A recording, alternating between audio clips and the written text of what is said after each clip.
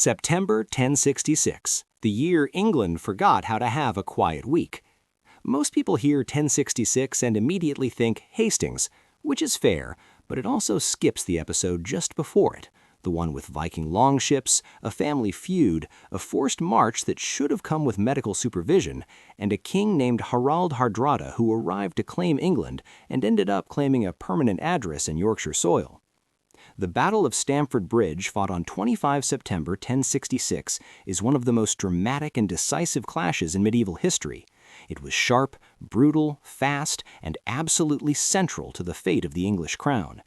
If Hastings is the famous finale, Stamford Bridge is the explosive penultimate chapter, where everyone is already exhausted and still somehow finds new ways to hit each other with axes. To understand why the battle happened, start with a dead king and too many ambitious men. Edward the Confessor died in January 1066 without a clear heir. In medieval politics, that's less constitutional uncertainty and more international invitation to violence.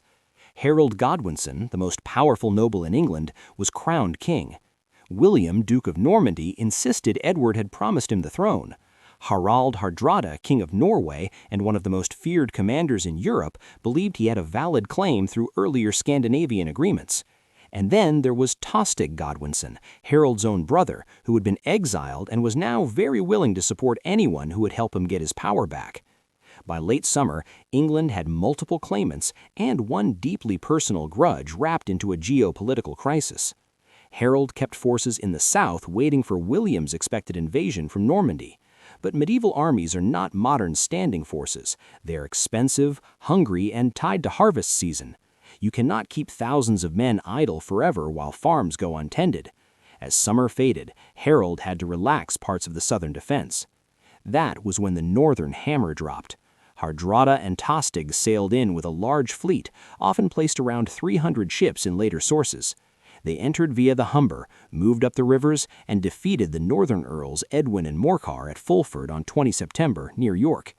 York was pressured into terms, and hostages and supplies were arranged to be delivered at Stamford Bridge a few days later. Hardrada looked strong. Harold received the kind of update every ruler dreads. Immediate crisis, no good options, march now. What Harold did next was extraordinary. He drove his army north at punishing speed, roughly 190 to 200 miles in just a handful of days, depending on route and source. For an 11th century force hauling armor and weapons, that pace was savage. Housecarls and heavy equipment, levies and mixed kit, everyone moving hard because if they arrived late, the kingdom might be decided without them. On 25 September 1066, Harold struck near Stamford Bridge on the River Derwent. Hardrada's force appears to have been caught off guard. Many Norwegians were likely not fully prepared for pitched battle at that moment, expecting a meeting over hostages rather than an immediate fight with an angry king in a fast-moving field army. The invaders were also somewhat dispersed, with forces split between the bridge area and men farther back toward Rickle. Surprise is priceless in medieval warfare, and Harold bought it with blistered feet and relentless marching. The opening clash centered on the bridge itself. Here we get one of the best-known episodes in English battle lore, the giant Viking axeman who supposedly held the crossing alone, cutting down attackers until he was killed by a spear thrust from below through the planks. Is every dramatic detail guaranteed? No. Does it capture the tactical reality of a narrow crossing becoming a lethal bottleneck? Absolutely. Terrain can make a few determined defenders temporarily look like an army. Once Harold's men forced the crossing, the fight widened into a ferocious melee. This was not elegant maneuver warfare, it was close-range killing. Shield woes pressing, axes crashing, spears driving forward, men slipping in mud and blood while trying not to die in front of strangers wearing wet wool and iron. Hardrada fought in the thick of it and was killed, traditionally said to be by an arrow to the throat. Tostig was also killed after refusing terms. In a single afternoon, Norway's king and England's rebel brother both went down. Norwegian reinforcements arrived late from Rickle, associated in tradition with Eystein Ore, and launched a desperate effort to stabilize the battle. But they came in exhausted from a hard run and could not reverse the collapse. By the end of the day, the invasion force was shattered. Chroniclers later claimed that of the huge fleet that came to England, only about 24 ships were needed to carry survivors home. Medieval numbers are often dramatic, but the strategic point is crystal clear. This was not a narrow setback for Norway, it was a devastating defeat.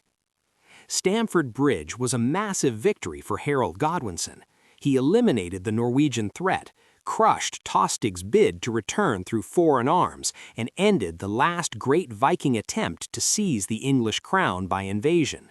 Symbolically, many historians treat the battle as the end of the Viking Age in England, not because Scandinavians disappeared, but because the era of large Viking kings sailing over to take England by force had reached its breaking point.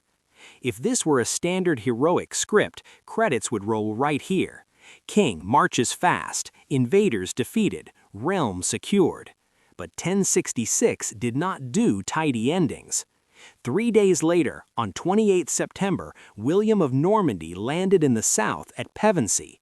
Harold had just won a brutal northern campaign and now had to do the impossible twice. Turn around, march south, gather forces again, and fight another major battle against a fresh and highly organized Norman army. Medieval strategy often looks neat on maps. In reality, it is logistics, timing, morale, and whoever gets the bad news second. Harold moved south because he had no choice. He assembled what he could, advanced quickly, and on 14 October met William at Hastings. There he was killed, and the Norman conquest followed. So Stamford Bridge became one of history's cruel paradoxes, a brilliant victory that may have helped create the conditions for strategic defeat in the larger campaign. That paradox is exactly why Stamford Bridge matters so much. It reveals Harold at his best, decisive, fast, aggressive, and tactically sharp. It reveals Hardrada at his most dangerous and at the edge of a fading world where Viking war kings could still gamble for thrones by sheer force of arms.